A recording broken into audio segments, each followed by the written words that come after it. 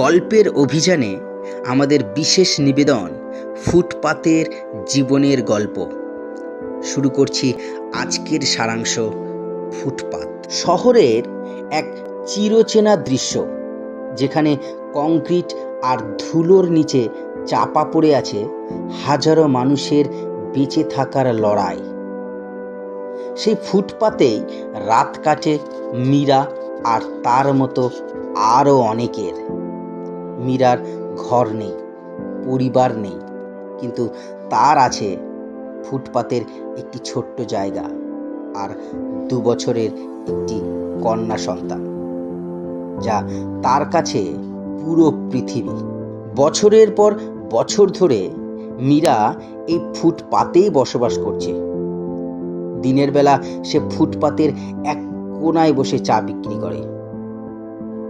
খেটে খাওয়া মানুষগুলো তার দোকানে আসে এক কাপ চা আর কিছুক্ষণের বিশ্রামের জন্য।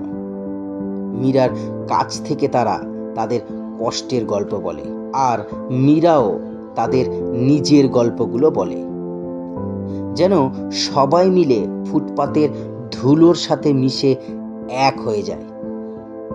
কিন্তু মীরার মতো মানুষদের এই ফুটপাতের জায়গাটি সহজে পাওয়া যায় না। একসময় সব ছিল তার। মীরা তার বাবার অমতে ভালোবেসে বিয়ে করার জন্য তার বাবা তাকে বহিষ্কার করে দেয়। বিয়ের পর তার স্বামীর ঘর ভালোই কাটছিল কয়েকদিন। বিয়ের কিছুদিনের মাথায় মীরার একটি কন্যা সন্তান হয়, আর তার সন্তানের 2 মাসের মাথায় তার স্বামী দ্বিতীয় বিয়ে করে মীরা এবং তার সন্তানকে তাড়িয়ে দেয়।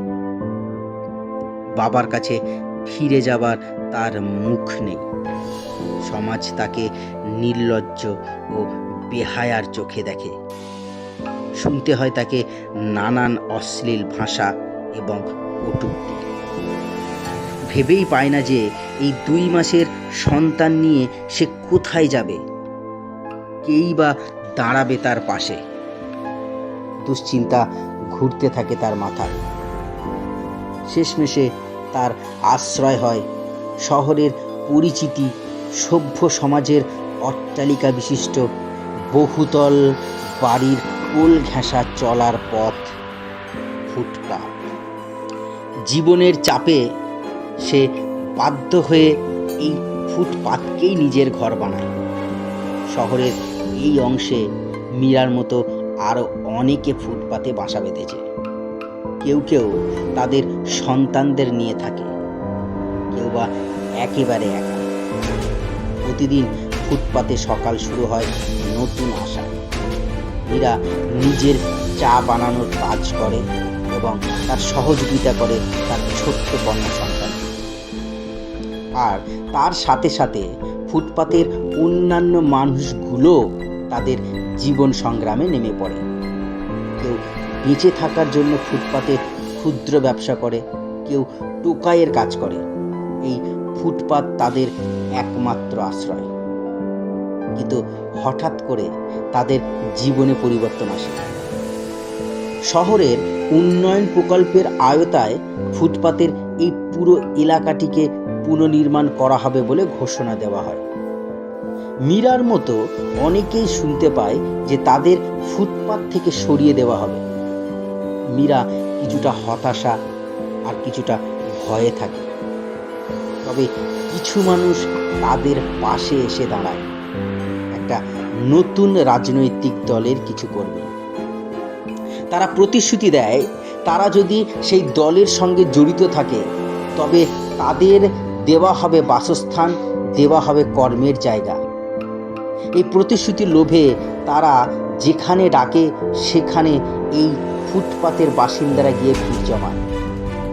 তাদের তৈরি হয় নানান পরিচয়, নানান তথ্য, নানা কার্ড, কিন্তু সেসব মিথ্যা।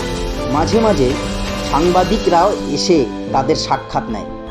তারা বলে যে তাদের কষ্টের কথা সবার কাছে তারা পৌঁছে দেবে, তাদের জীবন পাল্টে যাবে। কিন্তু এই প্রতিশ্রুতি কেবলই প্রতিশ্রুতি মাত্র। তবুও সে ভরসা রাখে হয়তো সত্য কিছু পরিবর্তন আসতেও পারে, তবে কয়েক মাস পর সব কিছুই বদলে যায়। উন্নয়ন প্রকল্পের কাজে সিটি কর্পোরেশনের কর্মীরা আসে আর তাদের জানিয়ে দেওয়া হয় যে ফুটপাতের সকলকে স্থান ত্যাগ করতে হবে। মীরা বোঝে তাদের থাকার আর জায়গা নেই। রাজনীতি আর আশ্বাসের মাঝে তারা কোথাও চাপা পড়ে গেছে। ফুটপাতের সেই চিরচেনা জায়গাটি এখন নির্মাণ কাজের আওতায় চলে যাবে। মীরা আর তার মতো অনেকেই শেষবারের মতো ফুটপাতের মাটিতে বসে নিজেদের জিনিসপত্র গুছিয়ে নেয়। তাদের জীবনের সব কিছু এখন ফুটপাতের ধুলোবালিতে চাপা পড়ে যাবে।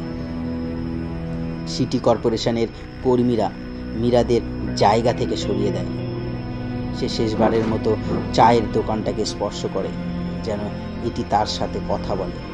তার চোখের সামনে ফুটপাতের সেই চিরচেনা দৃশ্য ধ্বংস হয়ে যায়।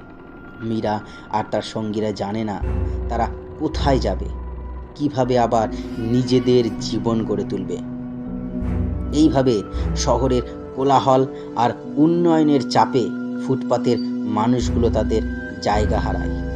রাজনীতি আসে, প্রতিশ্রুতি দেয়, আবার চলে যায়, কিন্তু ফুটপাতে বসবাসকারী মানুষজন জানে তাদের নতুন জায়গা হবে আবার কোনো অচেনা গলির অচেনা ফুটপাত।